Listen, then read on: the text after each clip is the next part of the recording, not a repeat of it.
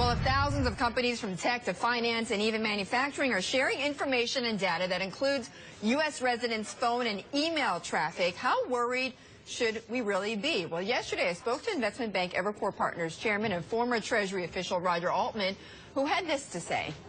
I would want proof that no one's listening to phone calls, and I would want proof that no one is reading emails or other private communications like that, and that there is no misuse.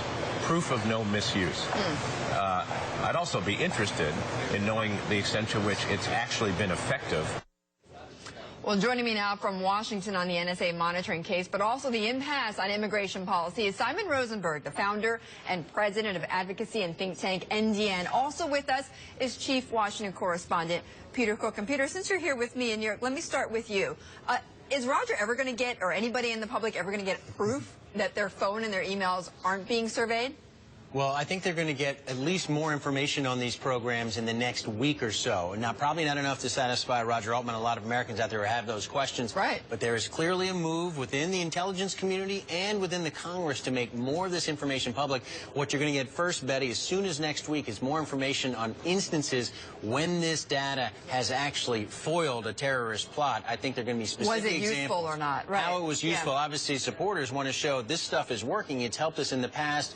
You will probably get less information on exactly what they're seeing in terms of average Americans. Simon, you say that the more we learn, though, the more troubling you find all of this. Well, I think what it's going to lead to is a real discussion about these incredibly powerful new tools that governments here and around the world have. This is a global phenomenon. I mean, part of the summit meeting with the Chinese last week was putting on the table about trying to create new international norms to regulate not just domestic spying, but what the Chinese are doing, for example, inside the U.S. and to American companies all over the world. So I think this is kicking off an important debate now about creating new international and domestic norms to counter some of the power the unprecedented power that governments have today to surveil their own people. But Simon, I mean, let's be frank, you also see something a bit more insidious with the timing of all of this. I mean, you've tweeted out and publicly said that you thought all of this leak, the surveillance leak, was timed for the Chinese president's visit with President Barack Obama. And you also said, it comes at a time to try to derail the president as he's trying to push other issues such as immigration reform.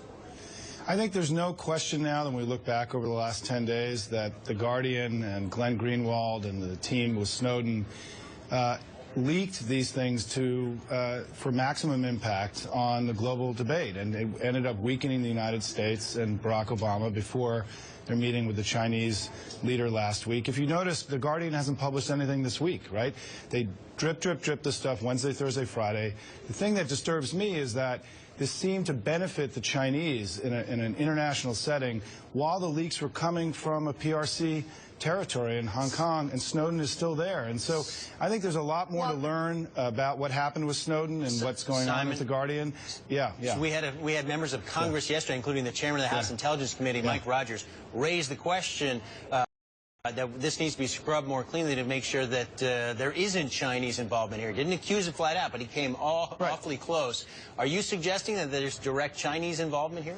No, I'm not. I just think that this was not a coincidence, what happened last week. And I think the fact that we then learned... You're basically saying there's a conspiracy going on here. No, what I'm saying is that this is troubling, what's happened here. I mean, this was clearly designed, the leaks were clearly designed to undermine Barack Obama and the United States in what was the most consequential discussion about Chinese theft of American intellectual property that had ever taken place. Right. We're now today not talking about that. We're talking about this guy, Edward Snowden, Glenn Greenwald, and there was real serious issues. The theft by the Chinese of American intellectual property is an unprecedented theft of corporate assets that we've seen in all of modern history, and I think this is the stuff we should be talking about now. All right, Simon, hang on. Peter, what do you? I mean, Simon is not going to be a lone person in this view that there is some sort of, I may not say conspiracy, but certainly some sort of setup going on here. Well, there are going to be a lot of questions raised about Edward Snowden's motives throughout this. We've heard that from members of Congress as well. And until he's in U.S. custody, if he ever